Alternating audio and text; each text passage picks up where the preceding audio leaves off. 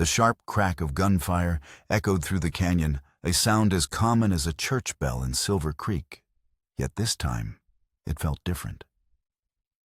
Thomas Garrett reined in his horse at the edge of town, and the worn leather groaning in protest. He had only come for salt, flour, and coffee, the simple necessities that punctuated his self-imposed exile. From his vantage point, he watched the dust plume rise from the valley road, the source of the commotion. A stagecoach, its team of 4 horses, panicked and wild-eyed, careened toward a blockade of fallen pines. Masked riders swarmed it like hornets, their shots aimed not at the driver, but at the wheels, and the horses a calculated cruelty designed to cripple, not just to rob. Thomas's hand instinctively drifted to the worn stock of the Winchester 73, resting in its saddle scabbard. It was a reflex born of 1,000 hostile moments in a life he had tried to bury. Not my fight. He told himself the words a familiar hollow litany. He was done with the world's fights. The world had taken everything from him, and he had asked for nothing in return but solitude. The lead rider, a broad-shouldered man on a powerful black stallion, dismounted with a fluid grace that spoke of long practice. He barked orders, his voice lost to the distance, but his authority was absolute.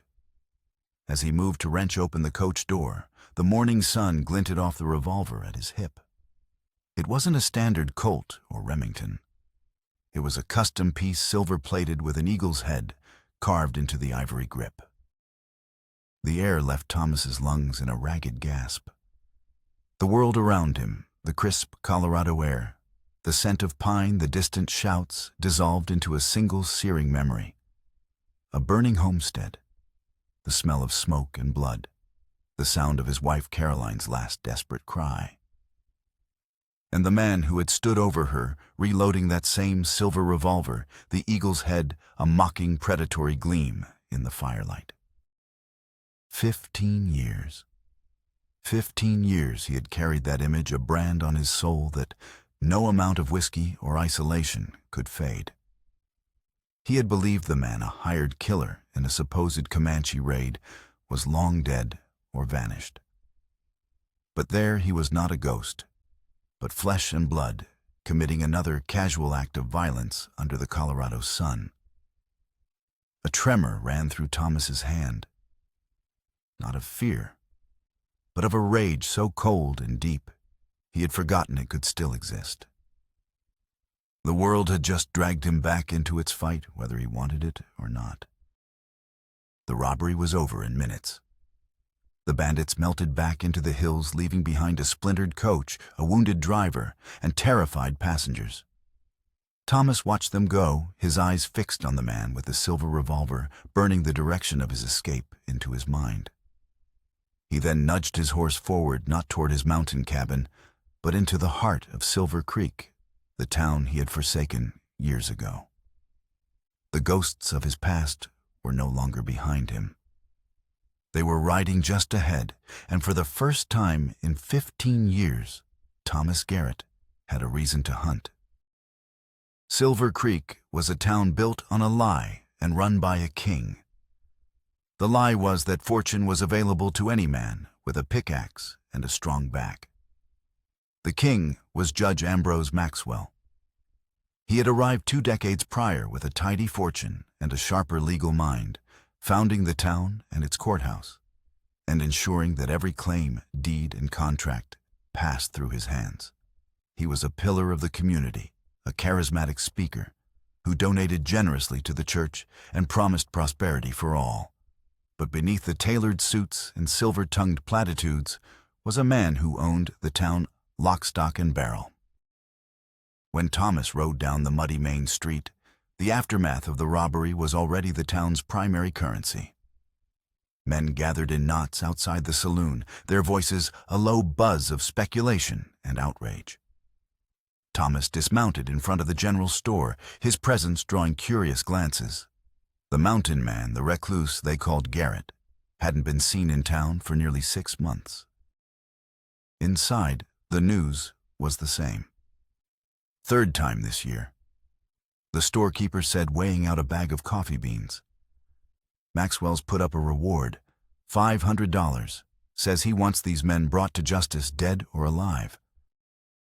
Thomas said nothing, his face an unreadable mask. He paid for his supplies, his mind miles away, tracking the man with the ivory-gripped gun. As he turned to leave the town's only lawman, Sheriff Jake Hollister blocked the doorway. Jake was a man worn down by time and compromise. The star on his chest was tarnished, much like the ideals he'd once held. He and Thomas had ridden together in the 10th Cavalry, the Buffalo soldiers facing Apache ambushes and the deeper wounds of prejudice. Now Jake's shoulders stooped under the weight of serving a man like Maxwell. "You know, Thomas," Jake said, his voice weary, "figured you'd be headed back to your mountain before the vultures finished picking that coach clean." "Needed salt," Thomas replied, his tone clipped. "I heard you were up on the ridge when it happened. See anything?" "Saw a robbery." Jake sighed, running a hand over his graying hair. He knew better than to press Thomas for details. "Maxwell's raising hell. Wants a posse. Wants these men found yesterday."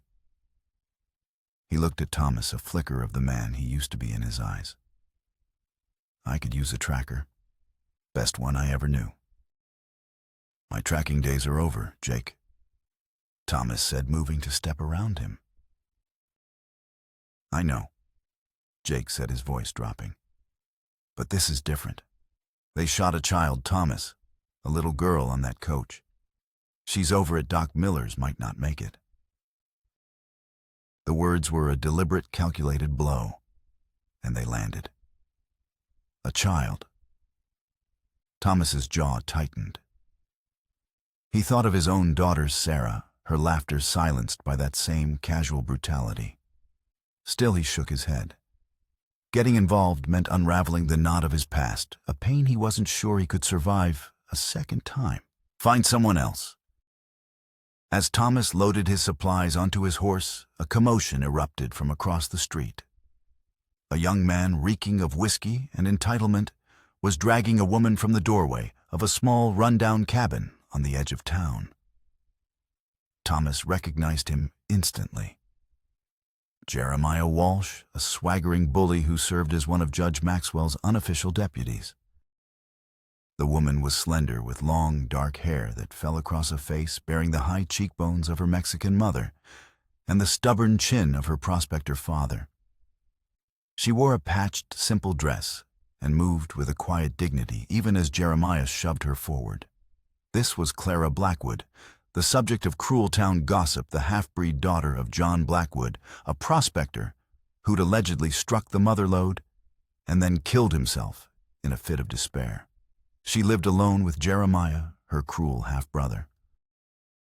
"Judge Maxwell wants to see you." Jeremiah snarled loud enough for the gathering crowd to hear. "Says you've been holding out on him." Clara said nothing, her eyes fixed on the ground. She stumbled and Jeremiah yanked her upright, his grip bruising her arm. "Look at me when I'm talking to you, half-breed," he spat. The slur, the casual cruelty, the sight of her quiet suffering. It all coalesced with the image of the silver revolver and the memory of a dying child. In that moment, Clara Blackwood was no longer a stranger. She was an echo of every innocent person he had failed to protect. Caroline, Sarah, himself. Thomas's hand left his supplies. He walked across the street, his steps deliberate and heavy. The crowd parted before him. He stopped directly in front of Jeremiah, his shadow falling over the smaller man. Thomas said nothing. He didn't need to. His presence was a physical force, a silent, immovable object of quiet menace. Jeremiah, buoyed by whiskey, and his perceived authority, bristled. "This ain't your concern, old man. Get back to your hole in the mountain." Thomas's gaze flickered to Clara, saw the flicker of fear and desperation in her eyes, then settled back on Jeremiah. He slowly turned and walked back toward the sheriff, who had watched the entire exchange with a mixture of apprehension and hope. "I'll track your robbers, Jake," Thomas said, his voice low and steady. "But not for Maxwell's money, and not for your law." He looked back at Clara, who was now watching him, a question in her dark eyes. "I'll do it for my own ghosts." Sheriff Jake Hollister led Thomas to the scene of the robbery. The stagecoach lay on its side like a wounded animal, its cargo of mail and luggage strewn across the dirt. Thomas ignored the coach, his focus entirely on the ground.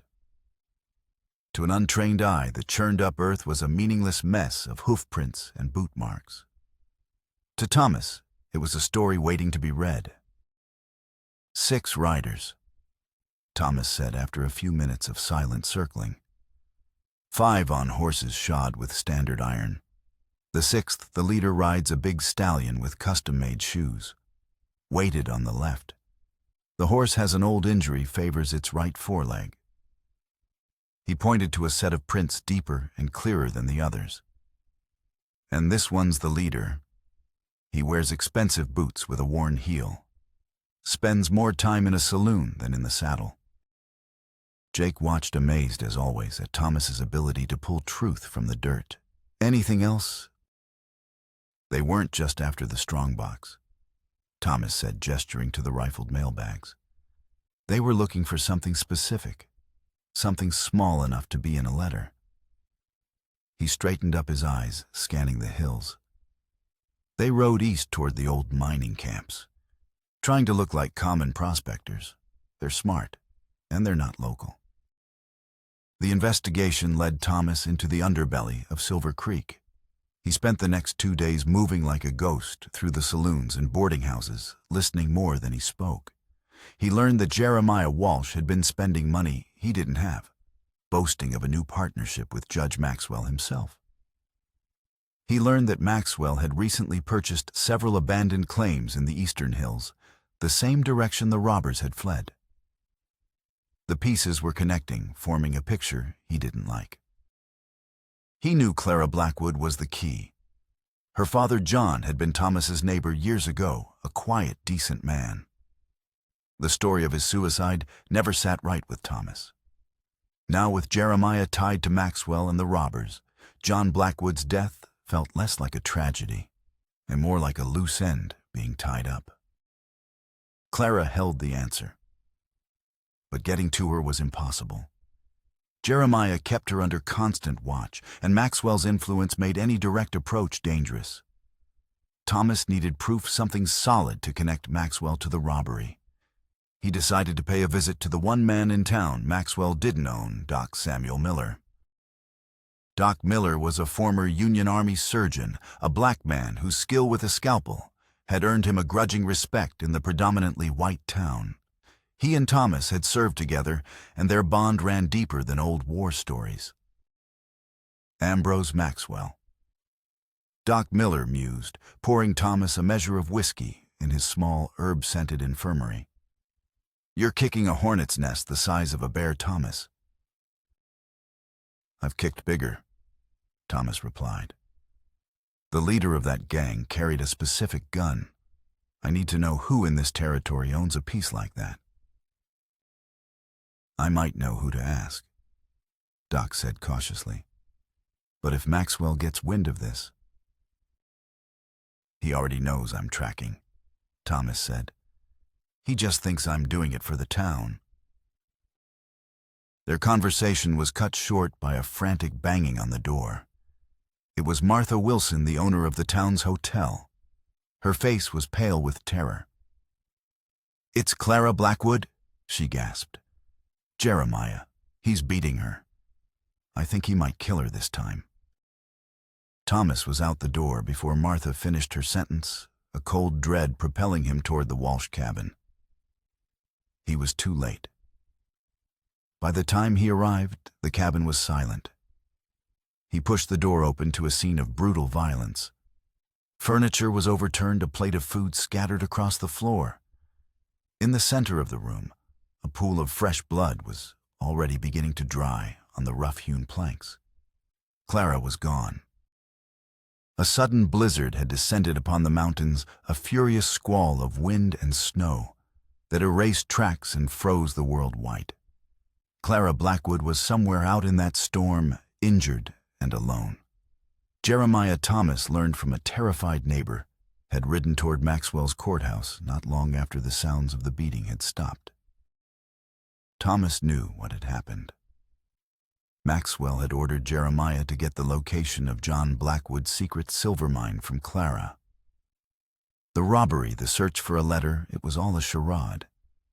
The real prize was the mine, and Clara was the only one who knew its location. Jeremiah, in his drunken rage, had gone too far, and Clara, believing she was about to be killed, had finally run. She had taken the map, or the knowledge of it, with her. Ignoring the storm and the protests of Sheriff Jake, who warned him that Maxwell would brand him a kidnapper, Thomas saddled his horse. He wasn't just tracking robbers anymore. He was tracking a survivor. As he rode out of Silver Creek and into the teeth of the blizzard, the hunt became a rescue mission. The ghosts of his past were screaming, and the only way to silence them was to save Clara Blackwood from the same fate that had befallen his family. The mountain was a swirling vortex of white. Snow driven by a howling wind cut visibility to near zero and clawed at any exposed skin with icy talons. Thomas rode hunched in the saddle, his hat pulled low, his eyes narrowed to slits against the onslaught. He was tracking not by sight, but by instinct and a deep, ingrained knowledge of the land. He knew how the wind formed drifts, how a panicked person would seek shelter, how the terrain would funnel a fugitive. He found the first sign, after an hour, a single faint footprint in a patch of snow, sheltered by a granite overhang. It was already filling with new powder. Further on, a torn piece of fabric from her dress snagged on a thorny bush. She was heading up away from town, choosing the uncertainty of the wilderness over the certainty of Maxwell's cruelty. A foolish choice for survival, but a brave one. As dusk began to bleed its gray light into the storm, the temperature plummeted. Thomas knew Clara's time was running out. Dressed in only a thin cotton dress, she'd be succumbing to the cold, her body shutting down. He urged his horse onward, his own discomfort forgotten, replaced by a desperate urgency. It was the wolves that led him to her. Their howls, thin and hungry on the wind, cut through the storm's roar. He found them circling a small figure huddled at the base of a massive pine tree. Clara. She was on her knees, barely conscious, a broken branch held weakly in her hand as a last futile defense.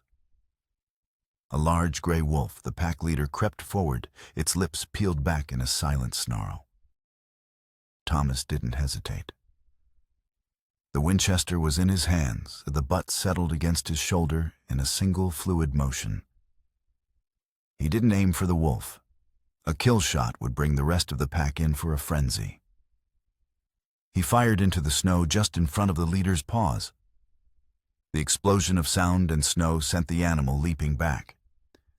He fired again, this time into the branches above their heads, sending a shower of bark and ice down on the pack. It was enough. The wolves, wary of this new loud threat, faded back into the storm like gray ghosts. Thomas dismounted and knelt beside Clara. Her skin was waxy and pale, her lips tinged with blue. Her breathing was shallow. He wrapped her in his heavy oilskin coat and lifted her into his arms. She weighed next to nothing. As he settled her in front of him on the saddle, her eyes fluttered open. They were wide with a terror that went deeper than the wolves or the cold. "It's all right," he said, his voice rough. "You're safe." He guided his horse toward his own secluded cabin, a place hidden so deep in the mountains that only he and a few Ute hunters knew of its existence. He got her inside and laid her gently on his cot near the hearth. He worked with practiced efficiency, stripping away her frozen, torn dress and wrapping her in thick wool blankets. He started a fire, its warmth slowly beginning to push back the cabin's chill. As he worked, he noticed the extent of her injuries. Her face was a canvas of purple and blue bruises, her lip was split, and when he gently probed her side, she cried out in pain. Broken ribs, at least 2 of them. He brewed a hot sweet tea and spooned it carefully between her lips. For hours he sat with her, stoking the fire, checking her breathing, simply holding a silent vigil as the blizzard raged outside. She woke near dawn. The storm had passed, leaving the world in a profound, muffled silence. She looked at him, her eyes clear for the first time, filled not with terror, but with a guarded, wary intelligence. "Who are you?" she whispered, her voice hoarse. "Thomas Garrett." Recognition flickered. The mountain man. Her gaze swept the small Spartan cabin and the neatly stacked firewood, the clean-swept floor, the rack of well-maintained firearms. "Why did you help me?" "The wolves were hungry," he said, deflecting the question. Clara pushed herself up, wincing. "Thank you." The words were formal, laced with a deep, ingrained mistrust of men and their motives. Thomas understood. Trust was a luxury she couldn't afford. He was gruff, a reluctant savior. He hadn't wanted this trouble, hadn't wanted anyone in his space disturbing the carefully constructed peace of his solitude. Over the next few days, a quiet, unspoken routine formed between them. He tended to her injuries, fed her broth and jerky, and kept the fire roaring. She remained mostly silent, watching him with those dark, assessing eyes. The tension in the small cabin was thick enough to touch. Clara was a coiled spring of fear, ready to bolt at the slightest provocation. Thomas was a wall of stoic silence, uncomfortable with the intrusion, yet unable to abandon her. Slowly, through quiet, natural moments, the walls began to come down. He would be cleaning his rifle, and she would ask a question about it. She would be staring into the fire, and he would ask about her father. "He wasn't a fool," she said one evening, her voice gaining strength. He knew Maxwell was a snake. He found the silver, the real mother lode, right under Maxwell's nose. He was murdered for it. Jeremiah did it on Maxwell's orders. She clutched a thin silver chain around her neck. "I have the map. My father made me memorize it and then gave me the original just before he died." He knew they were coming for him. Thomas, in turn, began to open up. Not about the details, but about the ache of his loss. "I had a family once." He set his back to her as he stared out the window at the snow-laden pines. "A wife, a daughter. This world takes what you love most." Their fragile truce was shattered by the arrival of a rider. It was Sheriff Jake, his face grim. "Thomas, you in there?" he called out, stopping his horse at the edge of the clearing. Thomas met him outside, Winchester in hand. "What do you want, Jake?" "I've come to warn you, old friend." Jake said, his eyes flicking toward the cabin. "Maxwell knows you have the girl. He's branded you a kidnapper and an accomplice to murder, claims you helped her kill Jeremiah, who has conveniently disappeared. There's a $500 bounty on your head." "And you're here to collect?" Thomas asked, his voice cold. Jake looked away, shamefaced. "I almost was. Maxwell owns this town, Thomas. He owns me. But then I remembered Picacho Pass, the Apache ambush. You dragged me half a mile with 3 arrows in your back. I owe you my life." He met Thomas's eyes, his own filled with a newfound resolve. "I'm telling Maxwell your trail went cold in the storm. It'll buy you a day, maybe 2. But he's hired a dozen gunslingers from Denver. They're professionals. They'll be crawling all over this mountain by week's end." The sheriff's warning was a death sentence. They couldn't stay. But Clara was too weak to travel far. That night, as the wolves howled in the distance, Thomas made a decision. He would use his skills not to run, but to fight. He laid false trails, doubling back on his own tracks, using every trick he knew to confuse their pursuers. In one tense, heart-stopping moment, they hid in a shallow cave, holding their breath as a posse of Maxwell's men rode by so close they could hear the jingle of their spurs and their crude jokes about what they'd do to the half-breed girl when they found her. Clara's terror was palpable, but in Thomas's quiet confidence, she found a sliver of strength. She watched him work his focus, absolute his movements, economical and precise. He was a predator in his own element, and for the first time since her father's death, she didn't feel like prey. The bond between them, forged in shared trauma and a desperate fight for survival, was solidifying into something more powerful: trust. They were no longer a man and a girl, but partners in a war they had to win.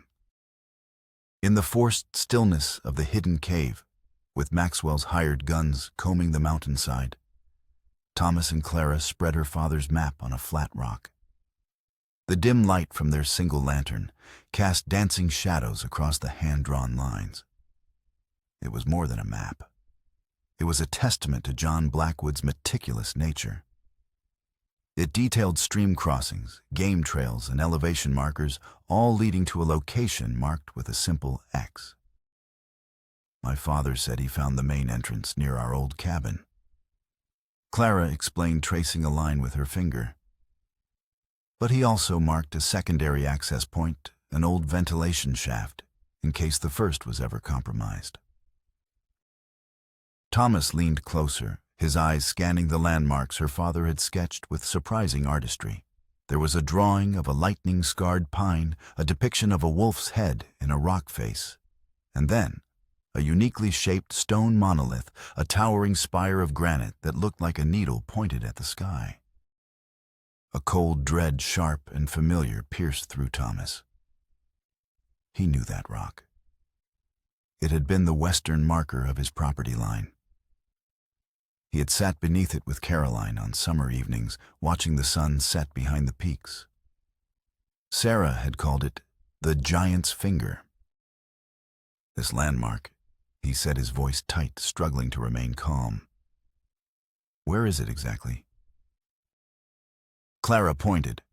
Here, about 2 miles north of Silver Creek. My father said it was on an old abandoned homestead. The words hit Thomas with the force of a physical blow. Abandoned. That was what his home had become. A place of ghosts and ashes. He snatched the map, his hand trembling slightly as he held it closer to the light. The X marking the silver mine wasn't just on some random piece of land. It was placed directly over the spot where his cabin had stood, where his wife and daughter had been murdered.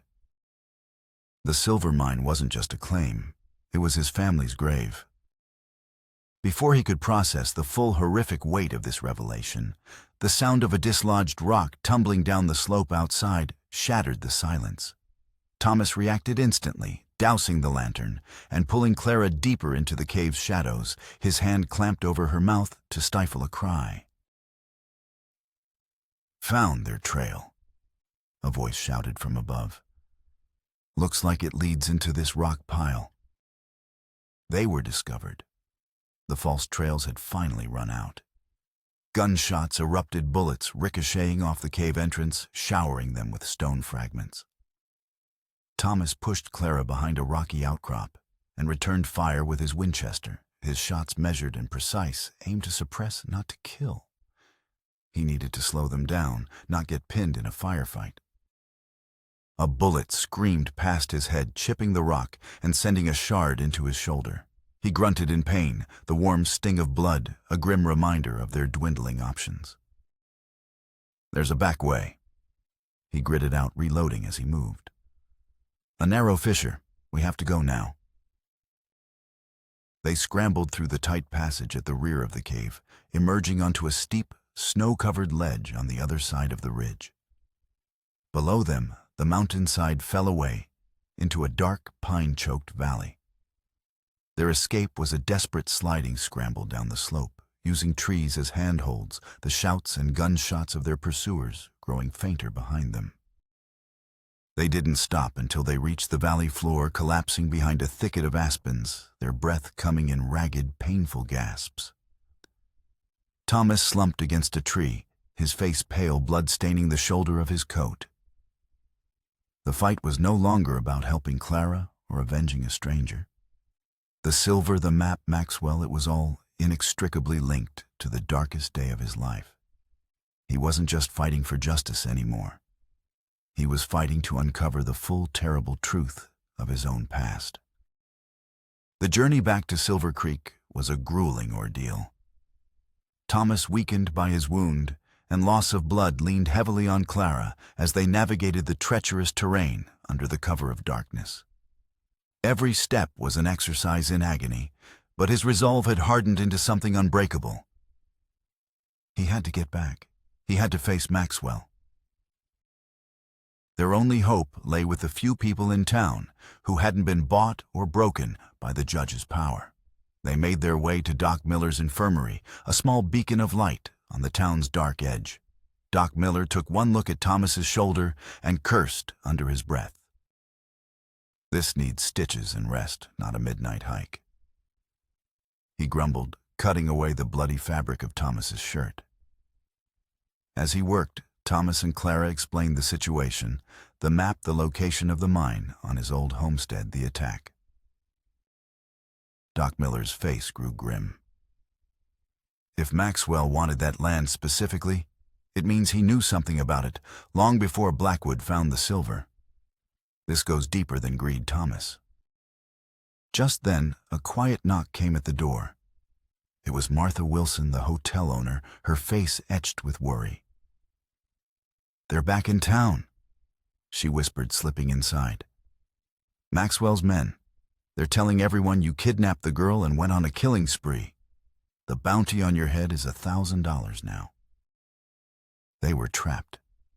The town was a prison, and Maxwell was the warden. "We need proof," Thomas said, his voice strained. "Something undeniable to take to the federal marshals." "Maxwell keeps meticulous records," Martha said. "Ledgers, contracts.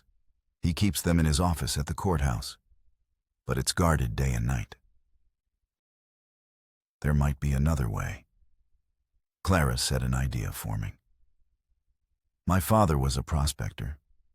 He knew about tunnels, old mining shafts that crisscross the ground beneath his town. He once told me there's a network that connects to the courthouse basement used for storage in the early days. It was a desperate gamble, but it was the only one they had. They would have to sneak back into the heart of Maxwell's territory.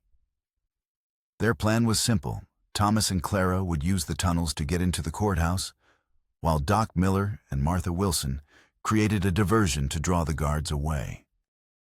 Sheriff Jake Hollister arrived shortly after, drawn by the light in Doc's window. He saw Thomas, saw Clara, and the fight went out of him.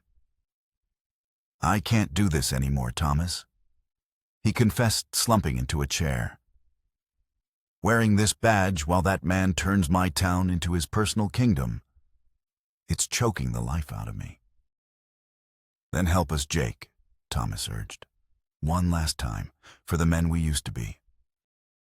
Jake looked from Thomas's determined face to Clara's quiet strength. He slowly unpinned the tarnished star from his chest and placed it on the table. "All right," he said, his voice firm for the first time in years. "Let's burn him to the ground." With Jake now committed, their small band of conspirators finalized their plan. Jake would be their inside man, using his authority to get them close to the tunnel entrance and to misdirect Maxwell's patrols.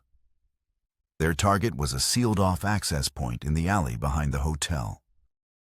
As they moved through the darkened streets, sticking to the shadows, a patrol of Maxwell's hired guns rounded a corner, trapping them.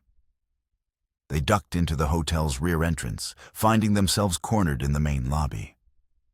Their presence was discovered almost immediately. Shouts echoed from the street. "Fire the building," a man yelled. "Smoke 'em out." A Molotov cocktail crashed through the front window, and flames erupted, spreading with terrifying speed across the wooden floors and velvet curtains. The hotel became a death trap. The roof. Martha cried, leading them toward a service staircase. They scrambled up the stairs, the smoke and heat chasing them. They burst onto the flat rooftop just as the floor below them collapsed in a shower of embers. They were trapped 3 stories up with fire below and Maxwell's men waiting in the street. Across the rooftops, Thomas yelled over the roar of the flames. He pointed to the adjacent building, a narrow gap separating them. One by one, they leaped across the terrifying void, their figures silhouetted against the blazing inferno of the hotel. They landed on the next roof, then the next, a desperate flight under a sky filled with smoke and stars. They had escaped the fire, but they had walked directly into the center of Maxwell's web, with dwindling options, and the entire town now awake and hunting them. The blizzard that had raged in the mountains descended upon Silver Creek, a furious assault of wind and blinding snow that drove everyone indoors. It was the perfect cover. Using their knowledge of the town's back alleys, Thomas, Clara, and a now fully committed Sheriff Jake made their way to the old tunnel entrance behind the smoldering remains of the hotel. The fire had served as a greater diversion than they could have hoped for, drawing every one of Maxwell's men to the center of town. The tunnel was cold and damp, and the air thick with the smell of wet earth and forgotten history. Guided by the flickering light of a single lantern, they navigated the labyrinthine passages Clara's father had once spoken of. The tunnels led them directly beneath the courthouse to a grated vent in the floor of a basement storage room. Jake forced the grate open, and they climbed into the belly of the beast. The courthouse was eerily silent, the storm outside muffling all sound. They moved up through the building shadows in the oppressive grandeur of Maxwell's seat of power. His office was on the top floor, a symbol of his elevated status above the common folk of the town. They found him there, sitting behind his massive mahogany desk, a single lamp casting long, distorted shadows across the room. He wasn't surprised to see them. It was as if he had been waiting. "Garrett." Maxwell said, his voice smooth and calm. "And Miss Blackwood, I should have known you two would be resourceful." He gestured to the chairs opposite his desk. "Please have a seat. The blizzard seems to have trapped us all here for a little chat." Thomas ignored the invitation, his hand resting on the butt of his Colt. His wounded shoulder throbbed a dull fire that was nothing compared to the cold rage in his heart. "The charade is over, Maxwell. We know you hired the men who robbed the stagecoach. We know you killed John Blackwood for his mine." Maxwell chuckled a low, condescending sound. "The mine. My dear girl," he said to Clara, "your father's little silver strike was merely a fortunate byproduct, an ancillary benefit to a much older, much more personal project." He leaned forward, his eyes locking onto Thomas's, and the mask of the charming town founder fell away, revealing the monster beneath. "Do you remember Captain Ambrose Maxwell, Sergeant Garrett of the 3rd Cavalry?" The name hit Thomas like a physical shock. He remembered. A corrupt captain shipping army supplies to Confederate sympathizers for profit. A man Thomas had reported through official channels whose career had been destroyed by a court-martial. A man who had sworn revenge. "You." Thomas breathed the pieces of the puzzle, snapping into place with horrific clarity. "Me."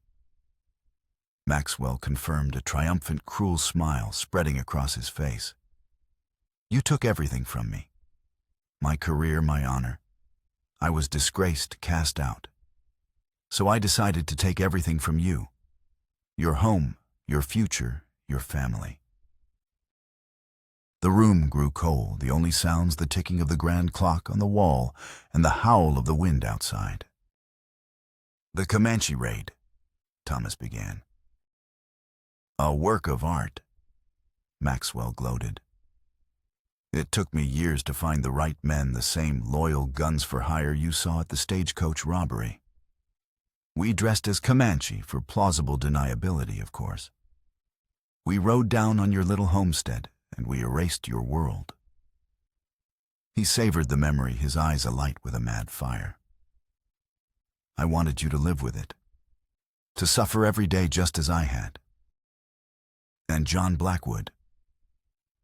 Clara asked, her voice trembling with rage. Your father, my dear, had the unfortunate luck of being a good neighbor. Maxwell sneered. He saw us, saw me. He knew it wasn't a raid. He was a witness who had to be silenced. His death, your brother's subsequent cruelty, all necessary measures to control the narrative and eventually to acquire the land I knew held a secret. Suddenly, the office door swung open. Jeremiah Walsh stood there, flanked by two of Maxwell's gunmen. He looked not at Clara or Thomas, but at the judge. I brought them just like you said, he said, though his voice lacked its usual bravado. Excellent work, my boy, Maxwell said, rising from his chair. You see, Garrett, your allies are no match for loyalty bought and paid for. But something in Jeremiah's eyes had broken. He had heard it all. The confession, the cold, casual admission of murder and manipulation. The man he had looked up to, the powerful father figure who had promised him respect and a fortune, was a monster. Maxwell had promised to make him feel like the respected son his own father never saw him as, but all he had done was turn him into a pawn in a vile game of revenge. He promised me. Jeremiah stammered, looking at Clara. He said you were the one who ruined everything. And she was, Maxwell said impatiently. Now give me the map. In that moment, Jeremiah made his choice. With a guttural roar of despair and fury, he lunged not at Clara, but at Maxwell. The move was pure chaos. He knocked the lamp from the desk, plunging the room into near darkness, lit only by the flashes of lightning outside. The gunmen, confused, turned toward the struggle. It was the diversion they needed. Jake opened fire. Thomas drew his Colt. The room erupted in a deafening cacophony of gunshots. In the confusion, a stray bullet shattered the glass of a large lantern, and oil spilled across the floor, instantly ignited by the gunfire. Flames roared to life, climbing the curtains and racing across the scattered legal papers. Jeremiah felt a bullet from one of the guards in his chest. With his last breath, he looked at his sister. "I'm sorry, Clara," he whispered, and then he was gone. The gunmen were down, but the courthouse was an inferno. Flames blocked the door. Through the fire and smoke, Thomas saw Maxwell, his face a mask of pure hatred, charging at him with a heavy letter opener raised like a dagger. The climax was not a battle of guns, but a brutal primal fight between two men fueled by decades of hatred, as the monument to Maxwell's corrupt empire burned around them. Thomas, weakened by his old wound, fought with desperation. He and Maxwell crashed through the burning office, a whirlwind of fists and fury.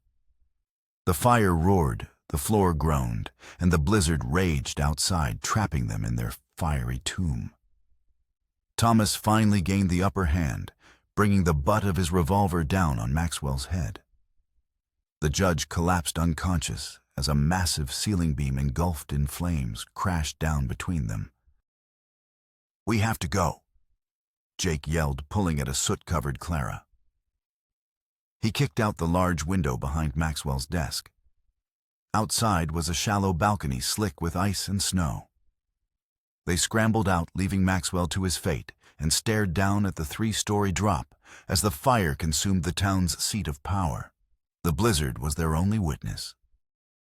They escaped the burning courthouse by climbing down a thick vine of ivy that clung to the brick wall, a treacherous descent made possible only by adrenaline and desperation.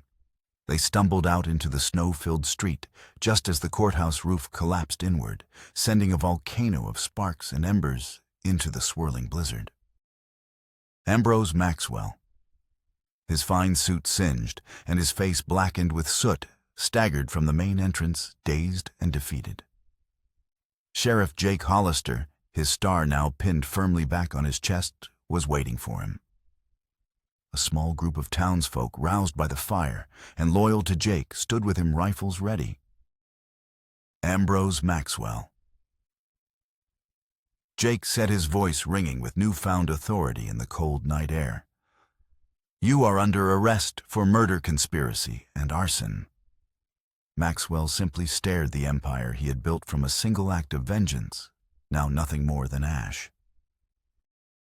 In the days that followed, the blizzard subsided, and a new order began to settle over Silver Creek. Federal marshals summoned by a telegraph sent by Doc Miller before the climax arrived from Denver. They took Maxwell into custody and began the long process of unraveling his web of corruption. Clara, no longer the timid, frightened girl who had fled into the mountains, gave her official testimony. Her voice was clear and strong as she detailed Maxwell's crimes, her father's murder, and her brother's tormented end. She was not just a witness. She was a survivor who had claimed her own justice. Thomas recovered slowly under Doc Miller's care. The fight and the escape had taken their toll, but the wounds to his soul had finally begun to heal. One clear, cold afternoon, he rode out to the land that had once been his home. The charred remnants of his cabin were gone, cleared away by years of weather, leaving only the stone foundation a scar on the land. He stood before the two simple wooden crosses that marked the graves of his wife and child. For 15 years this place had been a source of unbearable pain. Now, having brought their killer to justice, a quiet peace settled over him. He spoke their names aloud, a final gentle goodbye. He and Clara met on the porch of Doc Miller's infirmary before he was set to leave. The air between them was filled with unspoken emotions, gratitude, respect, and a deep bond forged in fire and blood. "What will you do now?" she asked. "I don't know," Thomas admitted. "Keep moving, I suppose. There's not much for me here anymore." "Thank you, Thomas," she said, her voice soft, "for everything." He simply nodded, mounted his horse, and rode west, disappearing into the vast, open country, leaving Clara to face a future she would now build for herself. Months later, Silver Creek was a town reborn. The spring thaw had washed away the last of the snow and the soot of the fire. Clara, now the legal and sole owner of the Blackwood Silver Mine, was one of the wealthiest women in the territory. But instead of leaving, she invested her fortune back into the town that had been her prison. She funded the rebuilding of the courthouse, established the town's first school, and provided Sheriff Jake with the funds to hire and train a proper, honorable sheriff's department. Her final act was a personal one. She commissioned a simple, beautifully carved wooden marker from the finest woodworker in Denver. She journeyed to the site of Thomas's old homestead, the place where so much tragedy had begun and ended. With her own hands, she dug a hole and set the marker at the head of the two graves. It was inscribed with two names: Caroline Garrett and Sarah Garrett. Beloved, remembered. As she stood brushing the dirt from her hands, she sensed she was not alone. She turned, her heart catching in her throat. Thomas Garrett stood by the old stone monolith, his horse grazing nearby. He was no longer the haunted recluse nor the wounded warrior. He looked peaceful. "I thought you were gone for good," she said, a slow smile spreading across her face. "I just needed some time," he replied, his voice calm and steady as he walked toward her. "Needed to ride the ghosts out." He stopped beside her, looking not at the graves, but at the new marker. "It's a fine thing you did." "It was the right thing to do," she said. They stood in comfortable silence for a moment, looking out over the valley where new life was beginning to grow. "I'm not here to stay in the past," Thomas said finally, turning to meet her gaze. "I came back to see what new things might grow in this place." Clara's smile widened. She didn't know what the future held, whether it was friendship, partnership, or something more. It didn't matter. For the first time, the future was a vast, open territory full of possibility.